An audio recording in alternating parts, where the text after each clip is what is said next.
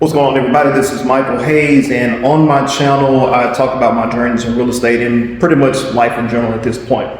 I'm here at the house right now checking out the finish on a 2-bedroom house that we're managing, and it just kind of came to me, are you struggling to get to where you want to be in life because you're moving out of fear? Are you struggling to get to where you want to be in life because you're moving out of fear? And that's a question that I ask myself, and I want you to be honest with yourself. I'll be honest with myself right now and tell you how I know that is something that is true for me.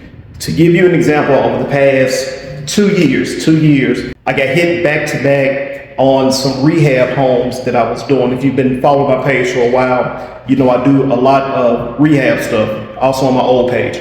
But around 2 years or so ago, I was in a big rehab, and we made this house super nice. We went in, decked it out, redid everything, added a bedroom and everything like that. And me and my wife were expecting to make a lot of money on it, like 60 grand. The market turned and we ended up losing money on this house.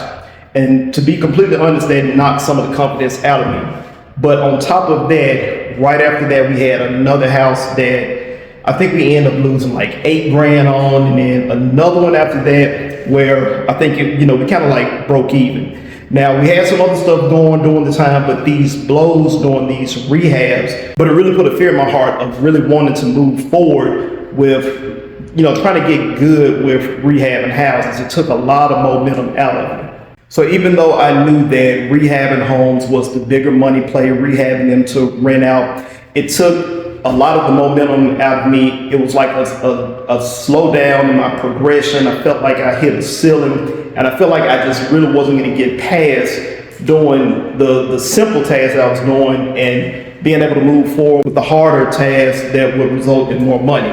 But over that course of that 2 years or so, I had to look at where I knew I wanted my life to go, where I was right then, and if I was progressing the way that I needed to be. And I realized that I wasn't. So I had no choice and had to accept the fact that I had to stop moving out of fear. The question came up to me is like, how do I get past that stage of fear, that ceiling that I had hit, so that I can go ahead and move to the next level? And I'll tell you a couple things that I did. So one of the things that I did was I created a vision board, a really detailed vision board where I knew I wanted my life to be in 1 year. And then I actually started to act on that vision board, putting the vision board in a place where I knew that I would see it every day. And I knew that these were the things I wanted, and I was going to have to move out of that fear zone in order to get it. I started to do those things.